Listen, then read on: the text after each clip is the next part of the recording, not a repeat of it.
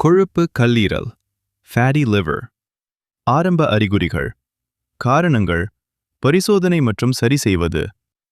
இப்போது பலருக்கு பொதுவாக ஏற்படும் ஒரு பிரச்சினை கொழுப்பு கல்லீரல். இதன் அர்த்தம் கல்லீரலில் கொழுப்பு அதிகமாக சேர்ந்து மெதுவாக அதை பாதிக்கத் தொடங்குகிறது.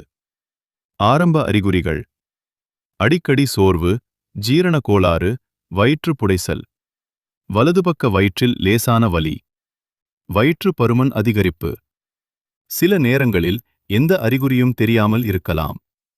முக்கிய காரணங்கள்: அதிக எண்ணெய் மற்றும் ஜங்க் உணவு, சர்க்கரை, கூல் ட்ரிங்க்ஸ் அதிகம் எடுத்துக்கொள்வது, உடற்பயிற்சி இல்லாமை, அதிக உடல் எடை, சர்க்கரை நோய். பரிசோதனைகள்: கல்லீரல் செயல்பாட்டு பரிசோதனை, எல்எஃப்டி, வயிற்று அல்ட்ராசவுண்ட், எஸ்ஜிபிடி/எஸ்ஜிஓடி அளவுகள். இவை ஆரம்பத்திலேயே கண்டறிய உதவும். சரி செய்வது எப்படி? தினமும் 30 முதல் 45 வரை நிமிடம் நடைபயிற்சி.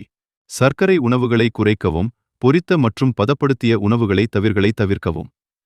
காய்கறி பழம் அதிகமாக எடுத்துக்கொள்ளவும். தினமும் 2 முதல் 3 லிட்டர் தண்ணீர் குடிக்கவும்.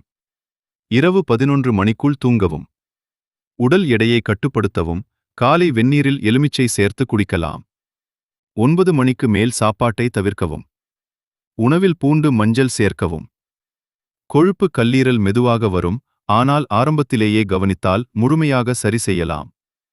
லிவர் என்று கமெண்ட் செய்யுங்கள். உணவு திட்டம் தருகிறேன்.